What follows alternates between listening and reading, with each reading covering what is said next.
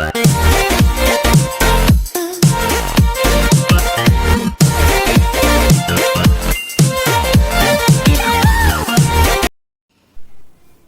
Guys, welcome to my channel study art with Deepa. आज मैं आपके लिए नए टॉपिक लेके आई हूँ। इसके पहले अगर आपने मेरे वीडियोस नहीं देखे हैं तो देख लीजिएगा।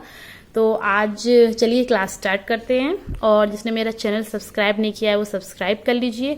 मैं और ऐसे एक आर्ट रिलेटेड जो आर्ट स्टूडेंट्स हैं उनके लिए बहुत सारे टॉपिक कवर करने वाली हूँ जो आपने एग्ज़ाम्स भरे होंगे और उसके लिए बहुत इंपॉर्टेंट है। उसमें आर्ट की थ्योरी है। तो चलिए स्टार्ट करते हैं। तो सबसे पहले हम देखेंगे आज थंका चित्र शैली। ठीक है, थंका चित्र शैली पढ़ेंगे। तो थंका चित्र शैली जो है वो नेपाल, चीन और तिब्बत, ठीक है, यहाँ पे फैली थी। और थंका चित्रकला कपड़े पर की जाती थी। किस पे? कपड़े पर की जाती थी और जिसका विषय भगवान बुद्ध से संबंधित होता था। थंका जो चित्रकला थी कपड़े पर की जाती थी जिसका विषय भगवान बुद्ध से संबंधित होता था। और नवरंग पाल जो थे वो इस शैली के प्रमुख चित्रकार थे। मेन जो आर्टिस्ट थे वो नवरंग पाल थे। ठीक है, ये हो गया। तो थंका चित्र शैली में एक ये कि नेपाल, चीन, तिब्बत में फैली थी और कपड़े पर की जाती थी जिसका विषय जो होता था भगवान बुद्ध से संबंधित होता था। और नवरंग पाल जो थे इसके प्रमुख चित्रकार थे। ठीक, अब हम पढ़ेंगे मध्य भारतीय चित्र शैली। ठीक, मध्य भारतीय चित्र शैली में पढ़े पहले हम मध्य प्रदेश के पूर्व भाग को बुंदेलखंड के नाम से जाना जाता है।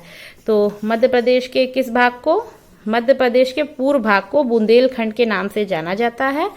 और उसके बाद इसमें दतिया और भोरदुआ प्रमुख रियासतें थीं जहां चित्रकला का मौलिक रूप बिखरा। ठीक, और मध्य प्रदेश का पश्चिमी भाग, जो पश्चिमी भाग था वो मालवा कहलाता था, पश्चिमी भाग, और जिनमें ग्वालियर, इंदौर, मांडू तथा धार मुख्य स्थान है। ठीक है, जिसमें चित्रकला का मुख्य स्थान मांडू माना जाता था। ये सब है। ठीक है, मध्य प्रदेश के पश्चिमी भाग को मालवा कहा जाता है जिसमें ग्वालियर, इंदौर, मांडू तथा ये सब मुख्य स्थान है। और जो इसमें से मांडू था वो चित्रकला का मुख्य स्थान माना जाता था। ठीक है, तो मांडू क्या था?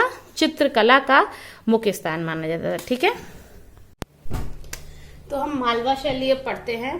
तो अभी हमने जो पढ़ा था मैंने आपको पढ़ाया था कि मध्य भारतीय चित्र शैली पढ़ाया था, तो उसी में मालवा पढ़ाया था। तो अब मालवा शैली के बारे में अब जानते हैं। ठीक है, तो मालवा शैली जो है वो 15वीं सदी में कल्पसूत्र की प्रति 1439 में चित्रित की गई। पहले पॉइंट ये है इसमें कि 15वीं सदी में 15 जो सेंचुरी थी उसमें कल्पसूत्र की प्रति यानी जो कॉपी थी 1439 में चित्रित की गई। ठीक है, इसमें जैन शैली पर आधारित चित्रण हुआ। ठीक है, तो किस शैली पर आधारित चित्रण हुआ? जैन शैली पर आधारित चित्रण हुआ। और परंतु ब्रह्मा रेखाएं शैली के विपरीत पतली ना होकर मोटी व गाढ़ी खींची गई। मतलब ऐसे जो इस शैली में पतली रेखाएं खींची जाती मगर इसमें पतली ना होकर मोटी व गाढ़ी रेखाएं खींची गई। 16वीं सदी में फारसी लक्षणों का समावेश इसी चरण से होता। मतलब फारसी लक्षणों का समावेश, फारसी जो शैली में जैसे दिखते होंगे चित्र वैसे दिखते थे, उसका समावेश मिलन जुला, तो इसलिए समावेश हो तो इसी चरण से होता है। तो इसी चरण से मालवा एक नई शैली के रूप में उभर कर सामने आई। तो इसी शैली के बाद ये सब मोटी रेखा ये सब दिखने लगी तो मालवा शैली एक नई शैली के रूप में सामने आई। और मालवा में चित्रित नियामक नामा जो है मालवा में चित्रित हुआ है ये नियामक नामा जो कि पाक शास्त्र जिसे कहते हैं, जिसमें नादिर शाह के पिता गयासुद्दीन के पकवान की व्याख्या की गई। किसकी व्याख्या की गई? तो नादिर शाह के पिता गयासुद्दीन के पकवान की व्याख्या की गई है। इसमें 79 चित्र है। इसी में ये जो नियामक नामा है 79 चित्र हैं। और इसकी एक जो प्रति है इंडिया ऑफिस पुस्तकालय लंदन में संग्रहित है। तो कहाँ संग्रहित है? इंडिया ऑफिस पुस्तकालय लंदन में संग्रहित है। ठीक है, तो हम मालवा शैली पढ़ते हैं अब, क्योंकि मालवा शैली पढ़ रहे हैं तो उसमें हम मांडू पढ़ेंगे। क्योंकि हमने पढ़ा था कि मध्य प्रदेश की जो पश्चिमी भाग है वो उसे मालवा कहलाता है, मध्य प्रदेश का पश्चिमी भाग। ठीक है, मालवा कहलाता है। तो ये क्या कहलाता है?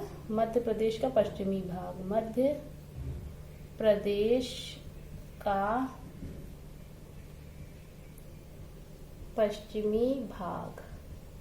ये मालवा कहलाता है। तो उसी में जैसे ग्वालियर, इंदौर, मांडू तथा धार मुख्य स्थान है, जिसमें चित्रकला का जो मुख्य स्थान है, ये जो मालवा उसमें चित्रकला का मुख्य स्थान मांडू है। तो मांडू के बारे में पढ़ते हैं। मांडू है मध्यकाल में चित्रकला का प्रमुख केंद्र था, ठीक है, इसी के अंदर में आता है, ठीक है। ये इसमें कई स्थान हैं। और रानी रूपमती का महल मांडू में स्थित है। रानी रूपमती का महल कहाँ स्थित है पूछा जा सकता है, तो मांडू में। मांडू का शासक कौन था, तो सुल्तान बाज बहादुर शाह ये मांडू का शासक था। वो अत्यंत कला प्रेमी था, ठीक है। उसने अपनी पत्नी रूपमती, उसकी पत्नी कौन थी, रूपमती, अपनी पत्नी रूपमती की छवियां बनवाई थी। छवियां मतलब पोर्ट्रेट जैसे नहीं, मतलब वो बनवाया था। और यहाँ की पृष्ठभूमि हरे रंग की बनाई गई है। जहाँ की पृष्ठभूमि यानी जैसे अगर ये पेंटिंग है, यहाँ पेंटिंग बनी है, तो ये जो बैकग्राउंड होता है, ये बैकग्राउंड जो होता है इसका, ठीक है, तो ये जो है वो ग्रीन कलर से बना है, ठीक है, ग्रीन कलर। तो इसमें मांडू में ये जो बैकग्राउंड बना है यानी पृष्ठभूमि बनी है वो हरे रंग से बनी है, ठीक है।